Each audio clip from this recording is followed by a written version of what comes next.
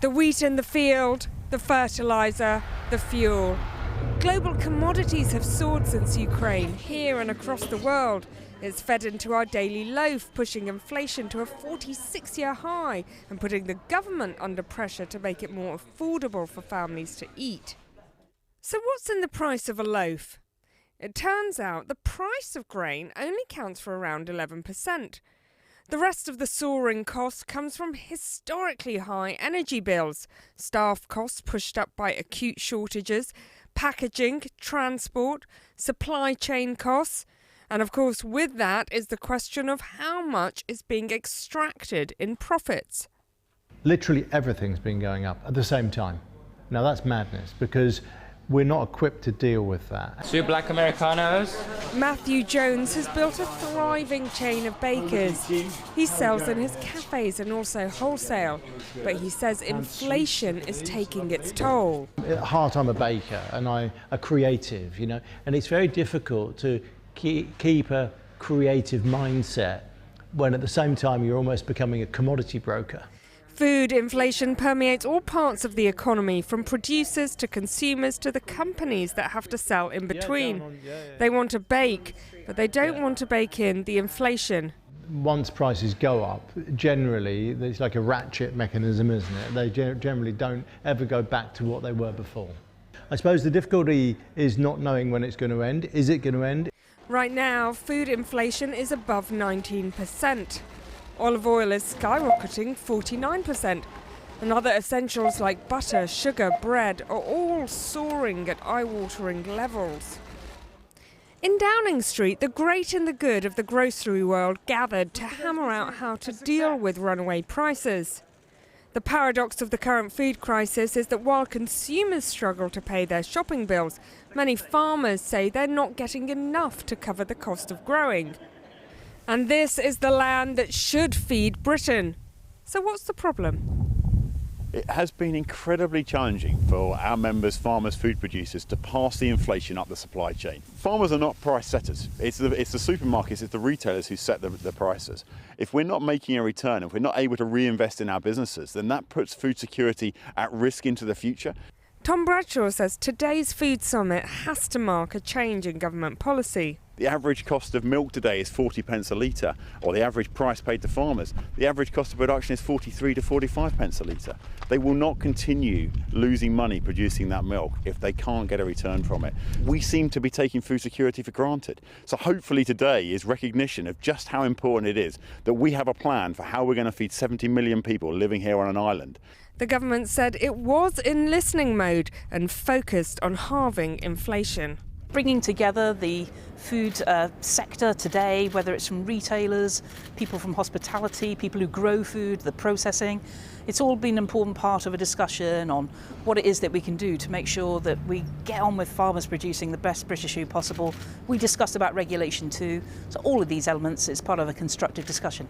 Supermarkets in the UK have traditionally been cheaper than their European rivals, keeping prices low for consumers, and they argue margins razor thin for more than a decade.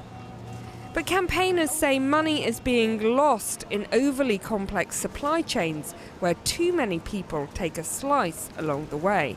We need to build up supplies of healthy produce, diverse healthy produce. And that needs to be affordable. It needs to not come in long, complex chains where wealth is extracted, so it's expensive for the consumer and the farmer doesn't get much. So there's many ways building shorter supply chains, building up resilience here will help us in our economy, our health, our environment. Cakes and tea parties with the Prime Minister might make for a good photo opportunity.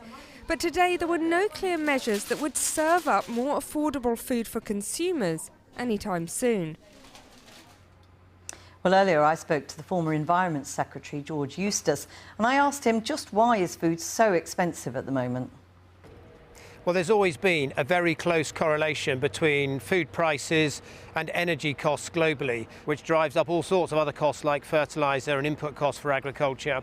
And then it's exacerbated as well by problems with labour shortages, which again is a global phenomenon, but also particularly affects here the UK at the moment. Now, obviously, there's been this food summit today. We've been speaking to farmers who say, very simply, it just isn't worth it. Supermarkets are paying them less than it costs them to produce, say, a pint of milk or a box of eggs. And that means farmers just deciding to stop producing. Part of the problem there is that it's quite a fragmented industry and it isn't able to command the price that it needs to be able to command to be able to continue to produce. And that's why there's a power in the Agriculture Act. The Prime Minister's confirmed today he's going to use that when it comes to horticulture and eggs, and that's a very welcome move. But you'll be well aware of the tension between, say, farmers and the supermarkets, because the head of the NFU today said, we know consumers are paying really eye-watering prices at times, but the money's not coming to us. Well, they do say that, and it is the case that sometimes the money is actually paid by the supermarkets, and in some cases they will actually work on quite narrow margins in order to keep prices down. There's sometimes a problem that the middleman, the processor, this is particularly a problem I think on pigs and on eggs, doesn't actually pass that additional income back to the farmer or the grower. What we really need to do to build our national resilience is have a clear horticulture strategy and to actually try and create a new generation of heated glasshouses here in the UK to reshore some of that production that was offshored to countries like the Netherlands a couple of decades ago and really expand our domestic production in those vulnerable sectors. That's what I would like to see.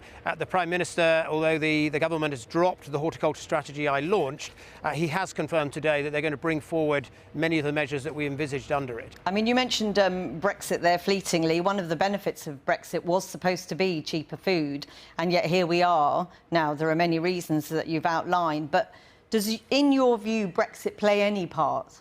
I don't think so, because we saw this food spike again in around 2009 after the spike in oil price that followed the financial crisis.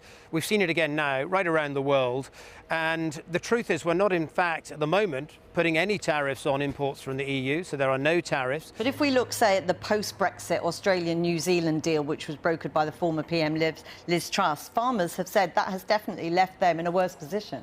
Yes, there should have been what's called an enduring TRQ, a fixed volume on beef and sheep in particular. It was a failure of Liz Truss not to secure that at the negotiating table.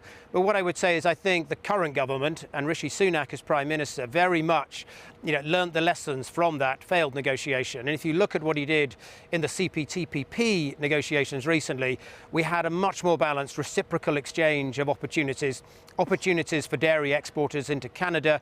Yes, some modest access for beef from Canada as well. And I think you've really seen this new government learning the lessons from the failures that were made on Australia. George Eustace, thanks very much. Thank you for talking to us.